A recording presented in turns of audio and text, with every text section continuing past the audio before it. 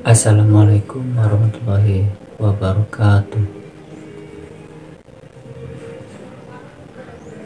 Ya guys, selamat datang di channel Jejak Traveler Indonesia. Kali ini aku akan membuat video. Sebelum videonya, jangan lupa dukung channel ini dengan like, comment, and subscribe agar channel ini bisa terus berkembang.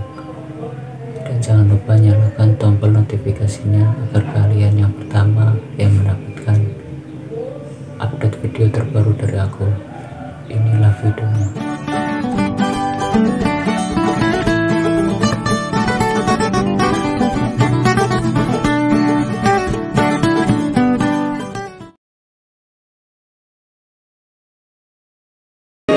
Sejarah Kerajaan Gowa, Kerajaan Gowatalo, hingga Kesultanan Makassar. Sebelum Islam datang, Kerajaan Gowa telah berdiri dengan Tomanurung sebagai raja pertama. Namun, tak banyak catatan sejarah yang menyebutkan perjalanan kerajaan tersebut. Kapan tepatnya berdiri kerajaan pun tak ada data sejarah yang mengabarkan. Menurut Prof. Ahmad M. Sewang dalam Islamisasi Kerajaan Gowa, abad XVI sampai abad XVI, Kerajaan Gowa diperkirakan berdiri pada abad ke-14. Sebelum kerajaan tersebut berdiri, kawasannya sudah dikenal dengan nama Makassar dan masyarakatnya disebut dengan suku Makassar. Wilayah ini pun pernah menjadi bagian kekuasaan Majapahit. Gowa dan Talo pra-Islam merupakan kerajaan kembar milik dua bersaudara. Berawal di pertengahan abad ke-16, pada masa pemerintahan Gowa Ive Tonatangkalopi, ia membagi wilayah kerajaan menjadi dua bagian untuk dua putranya, Batara Gowa dan Kara Englurisero. Hal ini dikarenakan kedua putranya sama-sama ingin berkuasa. Batara Gowa melanjutkan kekuasaan sang ayah yang meninggal dunia dengan memimpin kerajaan Gowa sebagai Raja Gowa Fili. Sedangkan adiknya, Kara Englurisero, mendirikan kerajaan baru bernama Talo. Dalam perjalanannya, dua kerajaan bersaudara ini dilanda peperangan bertahun-tahun. Hingga kemudian pada masa Gowa dipimpin Raja Gowa X, kerajaan Talo mengalami kekalahan. Kedua kerajaan kembar itu pun menjadi satu kerajaan dengan kesepakatan Ruakara Eng Sri Ata, dua raja, seorang hamba. Sejak keduanya menyepakati perjanjian, maka siapapun yang menjabat sebagai Raja Talo, menjabat sebagai mangkubumi kerajaan Gowa. Para sejarawan kemudian menamakan kedua kerajaan Gowa dan Talo dengan Kerajaan Makassar. Lambang Kerajaan Gowa. Letak Kerajaan Gowa Talo. Kerajaan Gowa dan Talo lebih dikenal dengan sebutan Kerajaan Makassar.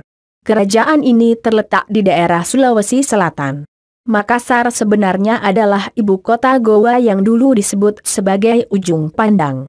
Secara geografis Sulawesi Selatan memiliki posisi yang penting, karena dekat dengan jalur pelayaran perdagangan Nusantara. Bahkan daerah Makassar menjadi pusat persinggahan para pedagang, baik yang berasal dari Indonesia bagian timur maupun para pedagang yang berasal dari daerah Indonesia bagian barat. Dengan letak seperti ini mengakibatkan kerajaan Makassar berkembang menjadi kerajaan besar dan berkuasa atas jalur perdagangan Nusantara. Berikut adalah peta Sulawesi Selatan pada saat itu. Kerajaan Gowa Talo. Kerajaan Makassar. Lambang Kerajaan Gowa Talo. Era baru pun dimulai ketika Gowa dan Talo bersatu. Inilah masa ketika kerajaan mulai bangkit menjadi kekuatan besar di Sulawesi Selatan. Merle Calvin Rich Lewis dalam Sejarah Indonesia Modern 1200-2008 menyebutkan, Gowa memiliki sebuah sistem wewenang ganda yang timbul akibat aliansi politik antara Kesultanan Gowa dan Talo. Para sultan berasal dari garis keturunan Gowa, sedangkan Perdana Menterinya berasal dari garis Talo. Sistem ketatanegaraan dibentuk sedemikian rupa sehingga tidak menghilangkan sama sekali kekuasaan Raja Talo. Sejak saat itu, orang sering menyebut Gowa Talo secara bersama-sama sebagai Kerajaan Makassar. Setelah dua kerajaan bersatu, tepatnya pada masa Tony Palangga, 1546-1565 M, dengan Perdana Menteri dari Talo, Napaka Tatana Deeng Padulung, ditetapkan sebuah program politik ekspansi untuk menaklukkan kerajaan-kerajaan tetangga. Politik itu pun berjalan baik. Pedalaman Bugis dan perairan Bone mampu dikuasai Gowatalo. Kebesaran kerajaan Gowatalo Makassar tidak lain terjadi karena beberapa faktor, antara lain: 1. Letaknya strategis. 2. Memiliki pelabuhan yang baik. 3. Jatuhnya Malaka pada tahun 1511 ke tangan Portugis yang menyebabkan pedagang Islam pindah ke Makassar. Lambang kerajaan Talo. Masa pemelukan Islam menjadi Kesultanan Makassar ketika kerajaan Gowatalo memperluas wilayah dan pada saat yang sama banyak pedagang dari Kepulauan Nusantara yang menetap di Makassar. Mereka terdiri atas pedagang Melayu dari Pahang, Patani, Johor, Campa, Minangkabau, dan Jawa. Berdasarkan Lontara Patorioloang, Lontara Sejarah, pada masa pemerintahan Raja Gowa X Tony Palangga, terdapat sebuah perkampungan Muslim di Makassar. Penduduk kampung Muslim terdiri atas para pedagang Melayu tersebut. Bahkan, pada masa pemerintahan Raja berikutnya, Tony Jalo, 1565-1590 berdiri sebuah masjid di Manggalekana, tempat para pedagang itu bermukim. Marwati Junet Pusponegoro dan Nugrohonoto Susanto dalam Sejarah Nasional Indonesia III, Zaman Pertumbuhan dan Perkembangan Islam di Indonesia menuturkan, baik sumber asing maupun naskah kuno memaparkan, kehadiran Islam di Makassar telah ada sejak abad sebelum kedatangan Tome Pires, 1512-1515 m. Pasalnya, penjelajah Barat itu menceritakan bahwa Makassar sudah melakukan hubungan perdagangan dengan Malaka, Kalimantan, dan Siam. Akan tetapi, penguasa-penguasa lebih dari 50 negeri di Pulau Sulawesi saat itu masih menganut berhala atau belum Islam. Meski telah ada permukiman Muslim dan masjid di sana, Islam baru benar-benar tampak saat kerajaan Gowatalo memeluk Islam. Menurut Sewang, para pemukim dari Melayu berinisiatif mendakwahkan Islam kepada para raja. Mereka pun kemudian mengundang 3 ulama dari Kota Tengah, Minangkabau, untuk mengislamkan kerajaan Gowatalo. Inisiatif untuk mendatangkan mubaligh khusus ke Makassar sudah ada sejak Nahkodah Bonang III, seorang ulama dari Minangkabau sekaligus pedagang, berada di Gowa pada 1525. Akan tetapi, baru berhasil setelah memasuki awal abad 17 dengan kehadiran 3 orang mubaligh yang bergelar datuk dari Minangkabau. Para mubaligh yang datang ke Makassar disebut dengan Dalto Talu, 3 Dato, atau sumber lain menyebut Datuk Teluwe, Bugis, atau Datuk Talua, Makassar. Ketiganya bersaudara dan berasal dari Kota Tengah, Minangkabau. Mereka, yakni Datori Bandang, Abdul Makmur atau Khatib Tunggal, Datori Patimang, Dato Sula Emana atau Khatib Sulung, Datori Tiro, Abdul Jawad alias Khatib Bungsu. Prof. Andi Zainal dalam Sejarah Sulawesi Selatan menuturkan, ketiga ulama tersebut tidak datang serta-merta langsung mendakwahkan Islam kepada para raja. Mereka terlebih dahulu mempelajari kebudayaan Bugis Makassar di Riau dan Johor. Pasalnya, di 2 tempat tersebut banyak etnis Bugis Makassar bermukim. Baru setelah sampai di Makassar, mereka menemui para pedagang Melayu yang tinggal di sana. Dari keterangan merekalah diketahui bahwa raja yang paling dihormati adalah Datuk Lulu, sedangkan yang paling kuat dan berpengaruh ialah Raja Talo dan Raja Gowa. Maka, 3 raja itulah yang menjadi objek dakwah para ulama Melayu tersebut. Pada awalnya para mubaligah tersebut berhasil mengislamkan Raja Luwu, yaitu Datula Patiwaredeeng Parabung dengan gelar Sultan Muhammad pada 15-16 Ramadan 1013 H atau 4-5 Februari 1605 M. Kemudian, mereka pun berhasil mengislamkan kerajaan Gowatalo. Karaeng Matowaya dari Talo yang bernama Imalingkang Deeng Manyonri, Karaeng Talo, mengucapkan syahadat pada Jumat sore, 9 Jumadil Awal 1014 H atau 22 September 1605 M. Ia pun kemudian bergelar Sultan Abdullah. Selanjutnya, Karaeng Gowa Imangarangi Deeng Manrabia mengucapkan syahadat pada Jumat, 19 Rajab 1016 H atau 9 November 1607 M secara resmi, Raja dari Kerajaan Gowatalo memeluk agama Islam. Maka, dengan Islamnya kerajaan tersebut, dakwah Islam pun kemudian menyebar dengan pesat. Jika Aceh merupakan serambi Makkah Indonesia, Gowatalo adalah serambi Madinahnya. Karena di Gowatalo, syariat Islam diterapkan kemudian didakwahkan ke timur Indonesia setelah kerajaan Gowatalo memeluk Islam, penyebaran Islam di Sulawesi dan bagian timur Indonesia sangat pesat. Kerajaan Gowatalo berhasil menorehkan tinta emas sejarah peletakan dasar dan penyebaran Islam di bagian timur negeri ini. Prof. D. Rahmat M. Sewang M.A. dalam Islamisasi Kerajaan Gowa, abad XVI sampai abad XVI menuturkan, peristiwa masuk Islamnya Raja Gowatalo merupakan tonggak sejarah dimulainya penyebaran Islam di Sulawesi Selatan. Pasalnya, terjadi konversi Islam secara besar-besaran pasca peristiwa tersebut. Penerimaan Islam dimulai dari sebuah dekrit yang dikeluarkan pemimpin Gowatalo, Sultan Alauddin, pada 9 November 1607 Dekrit tersebut menyatakan Islam sebagai agama resmi kerajaan dan agama masyarakat. Saat dekrit dikeluarkan, dakwah Islam masih berlangsung dengan damai. Kerajaan-kerajaan yang ditaklukkan Gowatalo pra-Islam pun dengan sukarela menerima agama Allah ini. Begitu pula dengan kerajaan-kerajaan kecil di sekitarnya. Namun, hambatan dakwah mulai muncul ketika Raja Gowatalo menyerukan Islam ketiga kerajaan Bugis. Ketiga kerajaan yang tergabung dalam aliansi Telumpocu menolak seruan tersebut. Maka, terjadilah perang antara kerajaan Makassar yang terdiri atas kerajaan Gowa dan Talo dan kerajaan Bugis yang terdiri atas kerajaan Bone, Sopeng, dan Wajo.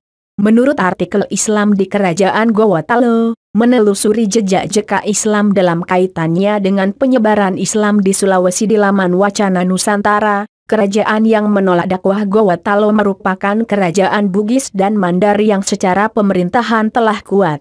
Mereka khawatir Gowatalo akan menjajah mereka. Faktor penolakan lain juga karena mereka sukar meninggalkan kegemaran makan babi, minum tuak, sabung ayam dengan berjudi, dan kebiasaan negatif lain. Kepada yang menolak itu dikirimkan peringatan. Namun setiap kali ada pesan, setiap itu pula ditolak. Dengan alasan mereka itu mau membangkang dan melawan, maka terpaksa Gowa mengangkat senjata menundukkan mereka. Namun, angkatan perang Gowatalo yang terkenal sangat tangguh itu pun berhasil mengalahkan mereka. Satu persatu kerajaan Bugis dapat ditaklukkan. Dimulai pada 1609, tentara Gowa dikirim ke pedalaman untuk mengislamkan kerajaan Bugis dari yang terkecil, yakni Ajata Pareng, Supak, Sawito, Rapang, dan Sidenreng. Baru kemudian pada tahun yang sama, mereka bergerak ke kerajaan Sopeng dan berhasil. Tahun berikutnya, kerajaan Wajo pun menerima Islam, lalu pada 1611 kerajaan Bone memeluk Islam.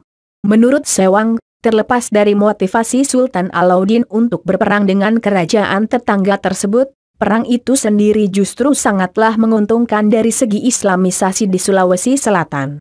Hal tersebut karena raja-raja yang ditaklukkan kemudian memeluk Islam. Raja Bone merupakan raja terakhir dari aliansi Telumpocu yang menerima Islam setelah ia mengalami kekalahan dalam perang pada 1611 dengan masuknya Islam Raja Bone. Sebagian besar wilayah Sulawesi Selatan telah memeluk Islam, kecuali Tanah Toraja, ujarnya. Mengutip Noordwin, The Islamisering van Makassar, Islamisasi Sulawesi Selatan terbagi atas 3 tahap. Pertama, datangnya orang-orang Islam untuk pertama kalinya di suatu daerah. Kedua, masuknya agama Islam yang berarti penduduk setempat telah memeluk agama Islam. Ketiga, penyebaran Islam, yaitu setelah Islam mulai disebarkan ke dalam masyarakat atau disebarkan keluar daerah di mana Islam pertama kali diterima. Kondisi sosial budaya kerajaan Gowatalo sebagai negara maritim, maka sebagian besar masyarakat Makassar adalah nelayan dan pedagang.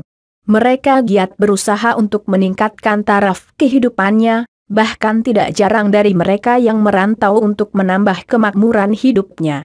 Walaupun masyarakat Makassar memiliki kebebasan untuk berusaha dalam mencapai kesejahteraan hidupnya, tetapi dalam kehidupannya mereka sangat terikat dengan norma adat yang mereka anggap sakral. Norma kehidupan masyarakat Makassar diatur berdasarkan adat dan agama Islam yang disebut Pangadakang. Dan masyarakat Makassar sangat percaya terhadap norma-norma tersebut. Di samping norma tersebut, masyarakat Makassar juga mengenal pelapisan sosial yang terdiri dari lapisan atas yang merupakan golongan bangsawan dan keluarganya disebut dengan anak karung karaeng, sedangkan rakyat kebanyakan disebut tumaradeka dan masyarakat lapisan bawah yaitu para hamba sahaya disebut dengan golongan ata.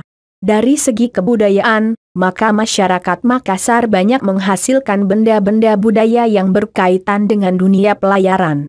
Mereka terkenal sebagai pembuat kapal.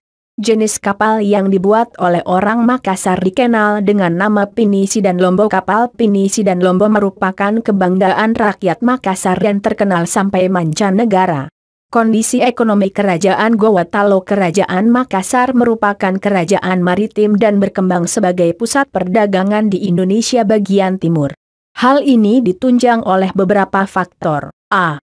Letak yang strategis. B. Memiliki pelabuhan yang baik. C. Jatuhnya Malaka ke tangan Portugis tahun 1511 yang menyebabkan banyak pedagang-pedagang yang pindah ke Indonesia Timur.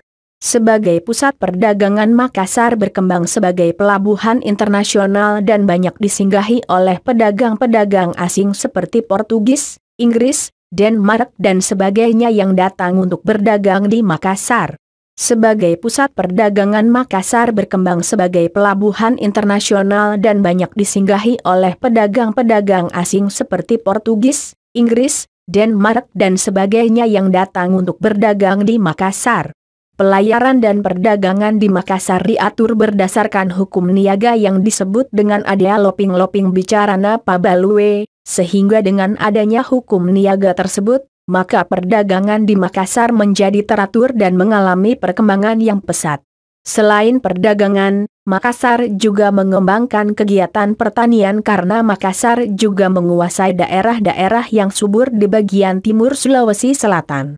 Kondisi politik Kerajaan Gowatalo. Penyebaran Islam di Sulawesi Selatan dilakukan oleh Datuk Pro Bandang Datori Bandang dari Sumatera, sehingga pada abad 17 agama Islam berkembang pesat di Sulawesi Selatan, bahkan Raja Makassar pun memeluk agama Islam. Raja Makassar yang pertama memeluk agama Islam adalah Sultan Alauddin. Sejak pemerintahan Sultan Alauddin, Kerajaan Makassar berkembang sebagai kerajaan maritim dan berkembang pesat pada masa pemerintahan Raja Muhammad Said, 1639-1653. Selanjutnya Kerajaan Makassar mencapai puncak kebesarannya pada masa pemerintahan Sultan Hasanuddin, 1653-1669. Pada masa pemerintahannya Makassar berhasil memperluas wilayah kekuasaannya yaitu dengan menguasai daerah-daerah yang subur serta daerah-daerah yang dapat menunjang keperluan perdagangan Makassar. Ia berhasil menguasai Ruau, Wajo, Sopeng, dan Bone. Perluasan daerah Makassar tersebut sampai ke Nusa Tenggara Barat. Daerah kekuasaan Makassar luas, seluruh jalur perdagangan di Indonesia Timur dapat dikuasainya. Sultan Hasanuddin terkenal sebagai raja yang sangat anti kepada dominasi asing. Oleh karena itu ia menentang kehadiran dan monopoli yang dipaksakan oleh Foce yang telah berkuasa di Ambon. Untuk itu hubungan antara Batavia, pusat kekuasaan Foce di Hindia Timur, dan Ambon terhalangi oleh adanya kerajaan Makassar. Dengan kondisi tersebut maka timbul pertentangan antara Sultan Hasanuddin dengan Foce, bahkan menyebabkan terjadinya peperangan. Peperangan tersebut terjadi di daerah Maluku. Dalam peperangan melawan Foce, Sultan Hasanuddin memimpin sendiri pasukannya untuk memporak-porandakan pasukan Belanda di Maluku. Akibatnya kedudukan Belanda semakin terdesak. Atas keberanian Sultan Hasanuddin tersebut maka Belanda memberikan julukan padanya sebagai ayam jantan dari timur. Upaya Belanda untuk mengakhiri peperangan dengan Makassar yaitu dengan melakukan politik adu domba antara Makassar dengan Kerajaan Bone, daerah kekuasaan Makassar. Raja Bone yaitu Arupalaka yang merasa dijajah oleh Makassar mengadakan persetujuan kepada Foch untuk melepaskan diri dari kekuasaan Makassar.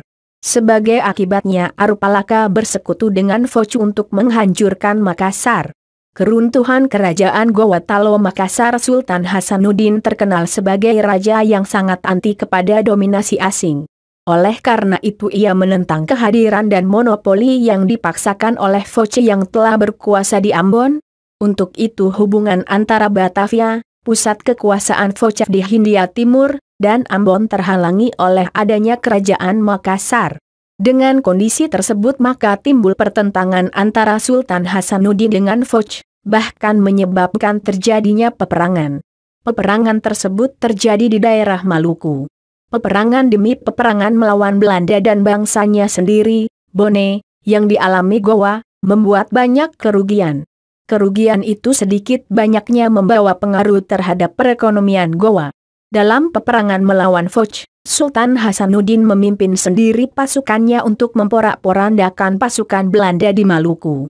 Akibatnya kedudukan Belanda semakin terdesak. Atas keberanian Sultan Hasanuddin tersebut maka Belanda memberikan julukan padanya sebagai ayam jantan dari timur.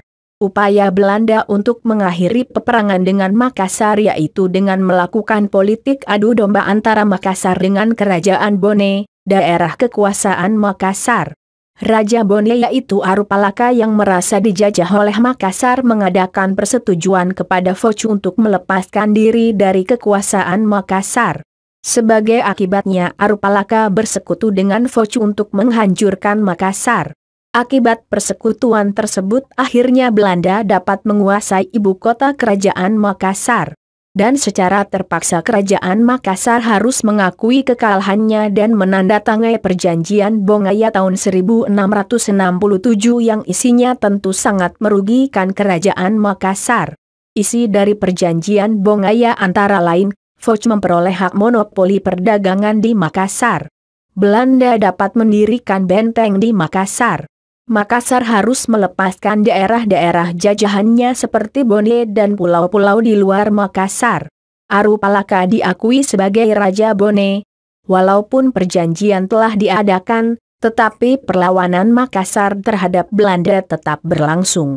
Bahkan pengganti dari Sultan Hasanuddin yaitu Mapasomba, putra Hasanuddin, meneruskan perlawanan melawan Belanda untuk menghadapi perlawanan rakyat Makassar. Belanda mengerahkan pasukannya secara besar-besaran. Akhirnya Belanda dapat menguasai sepenuhnya kerajaan Makassar, dan Makassar mengalami kehancurannya. Namun demikian Sultan Hasanuddin telah menunjukkan perjuangannya yang begitu gigih untuk membela tanah air dari cengkraman penjajah.